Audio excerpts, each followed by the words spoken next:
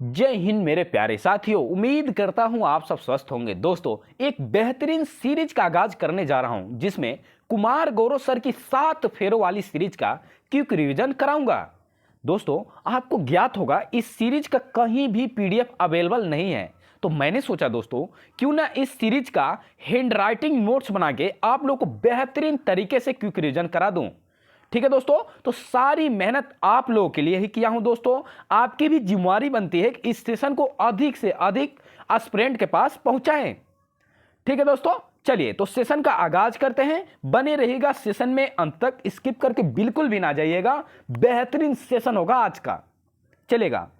देखिएगा दोस्तों, आज का सेशन का पहला प्रश्न, महात्मा गांधी समुद्री राष्ट्रीय उद्यान अंडमान निकोबार में स्थित है। माय डियर, जो महात्मा गांधी समुद्री राष्ट्रीय उद्यान है वो कहां पर स्थित है? तो हमारा जो केंद्र शासित प्रदेश है अंडमान निकोबार, इसमें स्थित है। अंडमान निकोबार की राजधानी कहां है? तो पोर्ट ब्लेयर है। और देखो यहां पर कुछ और राष्ट्रीय उद्यान है, उनको भी बता देता हूं। ठीक है दोस्तों, यहां पर लिखने का जगह नहीं है, मैं जो बोल रहा हूं ना इस पे दोस्तों ध्यान से सुनिएगा। ठीक है, गौर कीजिएगा मैं जो बोल रहा हूं। देखिएगा, साउथ बटन राष्ट्रीय उद्यान, ठीक है, ये भी कहां है? तो दोस्तों ये है अंडमान निकोबार में। और सैंडल पीक राष्ट्रीय उद्यान, माउंट हैरियट राष्ट्रीय उद्यान, ठीक है, साउथ, सैंडल, माउंट हैरियट, ये तीनों राष्ट्रीय उद्यान अंडमान निकोबार में ही स्थित हैं। ठीक है, चलेगा। देखते हैं दोस्तों, ये आपको बता दूं इंपॉर्टेंट है क्योंकि एग्जाम में बार बार पूछे जाते हैं, बिल्कुल भी इग्नोर मत कीजिएगा। मैं जो बोल रहा हूं, अगर जो एडिशनल बोल रहा हूं साथ साथ नोट्स भी बना लीजिए। चलिए देखिएगा अगला प्रश्न, नामदफा राष्ट्रीय उद्यान अरुणाचल प्रदेश में स्थित है। ठीक है दोस्तों, जो नामदफा राष्ट्रीय उद्यान है दोस्तों वह कहां पर है? तो अरुणाचल प्रदेश में स्थित है। अरुणाचल प्रदेश की राजधानी कहां है? तो ईटानगर है। ठीक है ना, चलेगा। देखते हैं दोस्तों और प्रश्नों को देखते हैं। देखिएगा, दंचिंगम राष्ट्रीय उद्यान, ये दंचिंगम राष्ट्रीय उद्यान कहां है माय डियर? तो ये है जम्मू कश्मीर में। ठीक है, ये भी केंद्र शासित प्रदेश बन गया है। ठीक है डियर, जम्मू कश्मीर और लद्दाख दो नए केंद्र शासित प्रदेश बने हैं और यहां पर दोस्तों दंचिंगम राष्ट्रीय उद्यान अवस्थित है। क्लियर हो गया, चलेगा। ठीक है दोस्तों, देखिएगा अगला प्रश्न देखिए, मृगवानी राष्ट्रीय उद्यान, जो मृगवानी राष्ट्रीय उद्यान है दोस्तों ये कहां पर है? तो तेलंगाना में स्थित है। ठीक है, कहां पर है? तो तेलंगाना में स्थित है। तेलंगाना की राजधानी हैदराबाद है। ठीक है, चलेगा।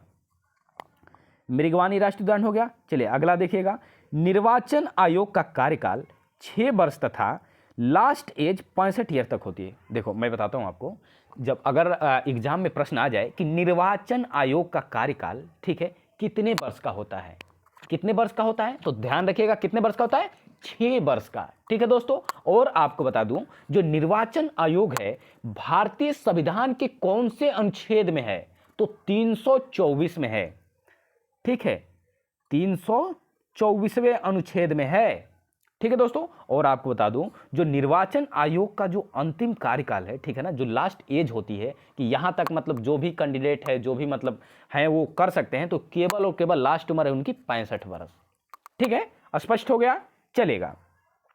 और 324 में इसका दोस्तों भारतीय संविधान के 324वें अनुच्छेद में निर्वाचन आयोग निहित है। चलेगा, देखिएगा अब अगला प्रश्न देखिए, निर्वाचन आयोग का उल्लेख हमारे भारतीय संविधान के अनुच्छेद 324 में निहित है। ठीक है दोस्तों, ये मैं ऊपर बता चुका हूं।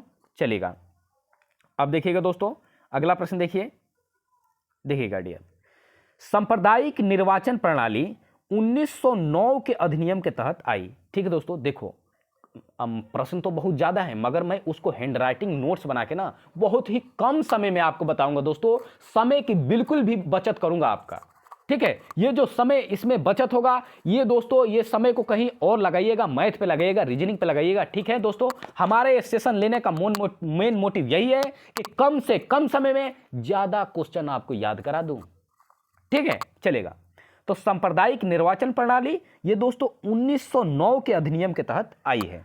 ठीक है डियर, चलिएगा अगला प्रश्न देखिए, निर्वाचन आयोग की स्थापना 25 जनवरी 1950 को हुआ। ये प्रश्न आ चुका है, ठीक है ना, इंपॉर्टेंट है। ठीक है, निर्वाचन आयोग की स्थापना कब हुई थी? तो याद रखिएगा माय डियर, 25 जनवरी 1950 को हुई थी। ठीक है, चलेगा। अगला प्रश्न देखिएगा, पहले निर्वाचन आयोग, जो भारत के पहले निर्वाचन आयोग थे कौन थे? तो दोस्तों सुकुमार सेन थे। ठीक है ना। ये दोस्तों देखो, जब बात आ जाती है पहले की ना, तो बड़ा प्रश्न इंपॉर्टेंट हो जाता है। अभी पूछ दे कि स्वतंत्र भारत के पहले प्रधानमंत्री, स्वतंत्र भारत के पहले राष्ट्रपति, स्वतंत्र भारत की पहली महिला आईपीएस, ये सब प्रश्न इंपॉर्टेंट हो जाते हैं। ठीक है, तो जब बात पहली क्या है तो एग्जाम में ये प्रश्न ज्यादा पूछे जाते हैं। ठीक है, अभी आपसे पूछ दे कि स्वतंत्र भारत के मतलब पहले प्रधानमंत्री कौन, पंडित जवाहरलाल नेहरू।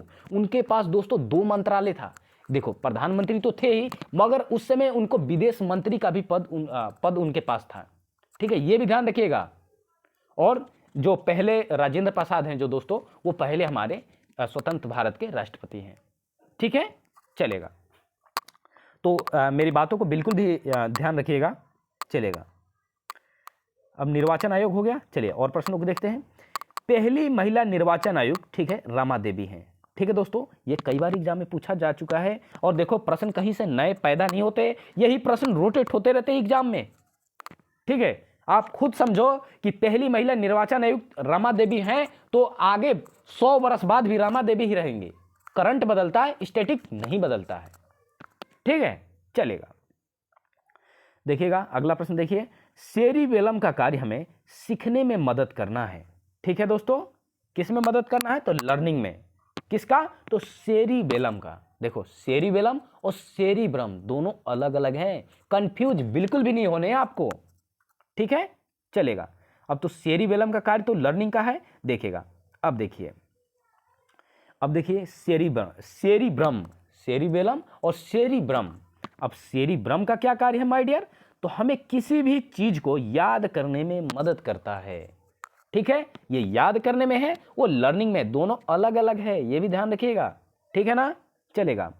रासायनिक प्रयोगशाला में नहीं, देखो दोस्तों, रासायनिक प्रयोगशाला जो लीवर को कहा जाता है, ठीक है ना, जो हमारे दोस्तों पेट में लीवर है, ठीक है ना, उसको क्या कहा जाता है तो रासायनिक प्रयोगशाला का कहा जाता है। ठीक है ना, यहाँ पे पाचन क्रिया बहुत ही ज्यादा होती है। ठीक, चलिए। और आपको बता दूं, जो हमारा अधिकांश पाचन होता है कहां पर होता है तो छोटी आंत में होता है। ठीक है ना, ध्यान रखिएगा। चलिए और प्रश्नों को देखते हैं। हिपैरिन लीवर में ही उपस्थित होता है। एक हिपैरिन पदार्थ होता है दोस्तों, जो कहां पर स्थित होता है तो लीवर में स्थित होता है। ठीक है ना, एग्जाम में पूछ दे कि हिपैरिन जो मतलब मानव शरीर के कौन से अंग में स्थित होता है, तो कौन से अंग में स्थित होता है तो लीवर में स्थित होता है। ठीक, सेशन पसंद आ रहा तो सेशन को साझा कीजिए एक दूसरे के साथ। ठीक है, अपने दोस्तों के पास साझा कीजिए। ठीक है, और दोस्तों कमेंट बॉक्स में जरूर सुझाव दीजिए कि मेरी पढ़ाने की शैली, आपको समझाने की शैली कैसी लग रही है। ठीक है, यदि कुछ हमें सुधार भी करने तो बिल्कुल भी आप दोस्तों आप कमेंट बॉक्स में टाइप कर सकते हैं अपनी जो भी क्वेरी हो। ठीक है, चलेगा। अब देखिएगा, भ्रूण अवस्था में खून का निर्माण लीवर में होता है। देखो, जब मां के गर्भ में भ्रूण निर्माण होता है माय डियर, ठीक है ना, तो उस टाइम जो खून का निर्माण होता है तो कहां होता है तो लीवर में होता है। ठीक है ना, चलेगा। अगला प्रश्न देखिएगा, हिपैटोलॉजी लीवर का अध्ययन कहलाता है। ठीक है ना, पूछ दे एग्जाम में कि लीवर का अध्ययन, ठीक है दोस्तों, क्या कहलाता है। 4 विकल्प आ जाए तो इस विकल्प में आपको सही लगाने हैं हिपैटोलॉजी। हिपैटोलॉजी लीवर का अध्ययन है। ठीक है डियर, चलिएगा और प्रश्नों को चर्चा करते हैं।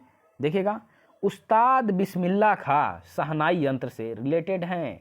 ठीक है दोस्तों, ये जो उस्ताद बिस्मिल्लाह खान हैं ये शहनाई यंत्र से रिलेटेड हैं। पूछ सकता है एग्जाम में कि उस्ताद बिस्मिल्लाह खां कौन से वाद्य यंत्र से रिलेटेड हैं, तो कौन से वाद्य यंत्र बजाते थे तो शहनाई। ठीक, चलेगा। अब देखिएगा, पंडित शिव कुमार और भजन सुपारी संतूर वादक हैं। ठीक है डियर, पंडित शिव कुमार और भजन सुपारी ये दोनों लोग संतूर वादक हैं। ध्यान रखिएगा इनका वाद्य यंत्र का नाम। ठीक है ना, चलेगा। रविशंकर एक सितार वादक हैं। ठीक है ना, ये दोनों हो गए पंडित शिव कुमार भजन सुपारी। मगर अब बात आती है रविशंकर जी की, तो रविशंकर जी क्या है, एक सितार वादक हैं। ठीक है, आपको बिल्कुल भी ध्यान रखने प्रश्न। ठीक है दोस्तों, चलेगा। अब देख लीजिए और प्रश्नों को देखते हैं।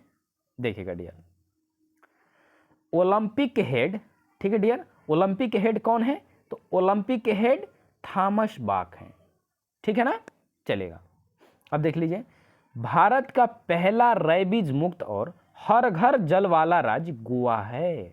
ठीक है, भारत का, देखो बात आ गई पहले की, इंपॉर्टेंट प्रश्न हो गया। ठीक है ना, पूछ सकता है एग्जाम में कि भारत का पहला, पूछ सकता नहीं, पूछा जा चुका है ये प्रश्न। ठीक है, भारत का पहला रेबीज मुक्त शहर कौन सा है, रेबीज मुक्त राज्य कौन सा है, तो गोवा है। और ये हर घर जल वाला भी दोस्तों राज्य बन चुका है। ठीक है, गोवा की राजधानी पणजी है और क्षेत्रफल में सबसे छोटा, ये छोटा क्षेत्रफल है इसका। ठीक है ना, चलेगा। और क्षेत्रफल में सबसे बड़ा राजस्थान का क्षेत्रफल है। ठीक है, और जनसंख्या में सबसे ज्यादा कौन सा राज्य है, तो यूपी है, और सबसे कम सिक्किम है। ठीक, चलेगा। ये आपको समझ में आ गया ना। गोवा की राजधानी पणजी है, यहाँ के सीएम प्रमोद सावंत है। तमिल सौंदर्य राजन यहाँ के दोस्तों कौन है, तो राज्यपाल है। ठीक है, गवर्नर है। चलिए और देखते हैं, और प्रश्नों की चर्चा करते हैं। देखिएगा, 30 मई 1987 को गोवा पूर्ण रूप से भारत का एक राज्य बन गया था। ठीक है, ये इंपॉर्टेंट है माय डियर, पूछ सकता है एग्जाम में कि गोवा पूर्ण रूप से भारत का एक राज्य कब बना था। तो कब बना था, तो दोस्तों डेट याद रखिएगा, डेट याद बिल्कुल भी रखिएगा, 30 मई 1987 को बना था। ठीक है ना, चलिए देखिए और प्रश्नों को देखते हैं। धर्म गार्जियन युद्ध अभ्यास भारत और जापान के बीच आयोजित होता है। ठीक है ना, ठीक है दोस्तों, एग्जाम में आ जाए कि धर्म गार्जियन युद्ध अभ्यास किसके किसके बीच आयोजित होता है, तो भारत और जापान के बीच आयोजित होता है। ठीक है डियर, चलिएगा और देख लीजिए प्रश्न। भारत की कुल महारत्न कंपनियां 11 हैं। ठीक है, टोटल भारत की प्रेजेंट में महारत्न कंपनियां कितनी हैं, तो 11 हैं। ठीक है, चलिएगा। अब देखिएगा, लोसर महोत्सव लद्दाख में मनाया जाता है। ठीक है डियर, जो लोसर महोत्सव है कहाँ मनाया जाता है, तो लद्दाख में मनाया जाता है। लद्दाख क्या है, तो हमारा भारत का केंद्र शासित प्रदेश बन गया है। ठीक है, अब देखिए, लोसर लोसांग, इसमें कैंडिडेट कंफ्यूज हो सकता है, ज्यादा का अंतर नहीं है, देख लो। तो आपको एक ट्रिक बता दूं कैसे आप रिलेट कर पाओगे। देखो, लोसांग, लोसांग सिक्किम की राजधानी गंगटोक, लास्ट में ग आ रहा है तो गंगटोक, आपको सिक्किम की राजधानी याद है, तुरंत मारिए विकल्प में धाए दे सिक्किम। ठीक है डियर, तो लोसांग त्योहार कहां पर मनाया जाता है, तो सिक्किम में, और लोसर महोत्सव तो लद्दाख में। ठीक, चलेगा। अब देखिए, रज महोत्सव, तो जो रज महोत्सव है दोस्तों ये कहां मनाया जाता है, तो ये ओडिशा में मनाया जाता है। ओडिशा की राजधानी भुवनेश्वर है। ठीक है, सिक्किम की राजधानी गंगटोक है। चलेगा, नवीन पटनायक यहाँ के सीएम हैं। चलिए और देखिएगा, खीर भवानी मेला, ये जो खीर भवानी मेला है दोस्तों ये कहां पर आयोजित होता है, तो जम्मू कश्मीर में आयोजित होता है। ठीक है, चलेगा, जो प्रेजेंट में हमारा भारत का केंद्र शासित प्रदेश बन चुका है। ठीक है, देखिएगा, अग्निय चट्टान को प्राथमिक चट्टान के नाम से जानते हैं। ठीक है डियर, अग्निय चट्टान को किसके नाम से जानते हैं, तो प्राथमिक चट्टान के नाम से भी जानते हैं। ठीक है, इसे प्राथमिक चट्टान के मतलब दर्जे में ये अग्नि चट्टान आती है।